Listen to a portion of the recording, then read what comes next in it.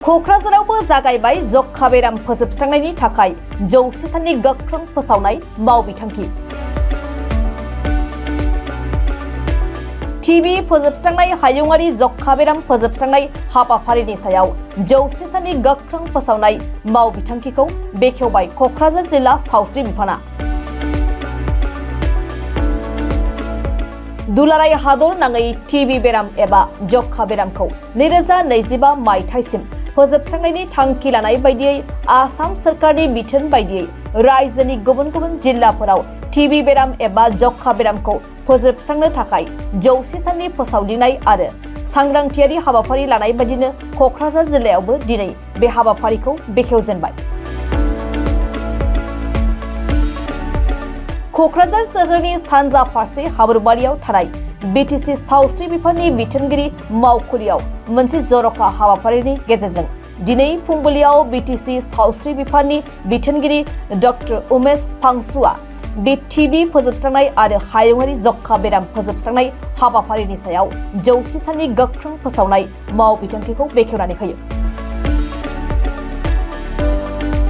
बे मावबिथांखिनि गेजेरजों गामि ओनसोलफोराव सांग्रांथि हाबाफारि आरो मावबादा खुंनाय जागोन आरो टिबि बेरामनि लैखोनफोरखौ सिनायथि होनानै दिहुनगोन आरो फाहामथायनि राहा खालामनानै होनाय जागोन होननानै फोरमायो बिटिसि सावस्रि बिफाननि बिथोनगिरि doctor Umesh फांसुआ।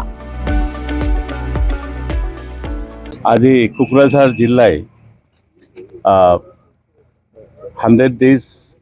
TB elimination camping program য'ত 7 ডিচেম্বৰৰ পৰা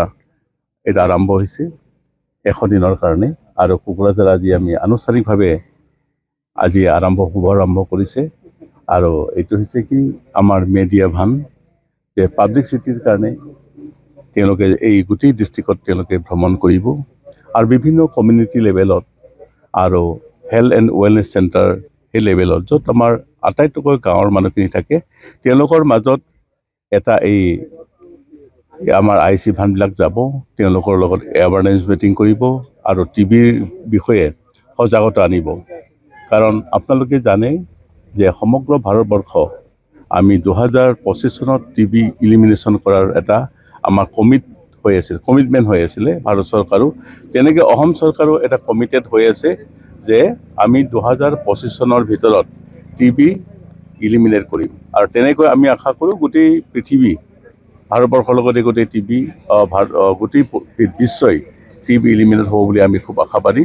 আৰু তাৰ কাৰণে বিভিন্ন ধৰণৰ কাৰ্য ব্যৱস্থা চৰকাৰে লৈছে। যেনেকৈ আমাৰ বহুত দিন আগতে যদি ভাবা যায় এটা ডাঙৰ এটা আমাৰ অৱস্থা খুব বেয়া আছিলে য'ত আমি টিবি স্ক্ৰিনিং কৰাৰ কাৰণে টিবি ডায়গনচিছ কৰাৰ কাৰণে আমাৰ মানুহৰ অৰ্থৰ প্ৰয়োজন হৈছিলে। এতিয়া বিনা পইচাত আমাৰ টিবি ডায়গনচিছ কৰা হ'ব। ইভেন আমাৰ চৰকাৰে হাতত লৈছে যে ইভেন এক্সৰে বুকুৰ এক্সৰে এখন টিবিৰ কাৰণে এটা খুব মূল্যৱান এটা ডায়গনষ্টিক এটা টুল হয় আৰু সেইটো বিনা পইচাত টিবিৰ কাৰণে চেষ্ট এক্সৰে কৰিব আৰু আমাৰ বিভিন্ন ধৰণৰ যিবিলাক ৰুটিন চলি থাকে স্পুটাম স্মিয়াৰ বা আমাৰ হেৰি থাকে আমাৰ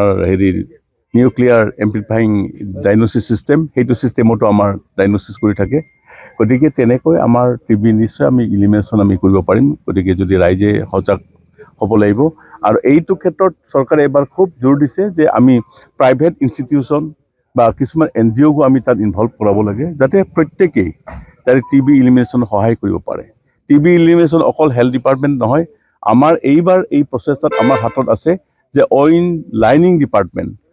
যেনেকৈ আমাৰ এডুকেশ্যন বা ছ'চিয়েল ৱেলফেয়াৰ বা পাব্লিক হেল্থ ইঞ্জিনিয়াৰ গোটেই ডিপাৰ্টমেণ্টবিলাক আমাৰ লগত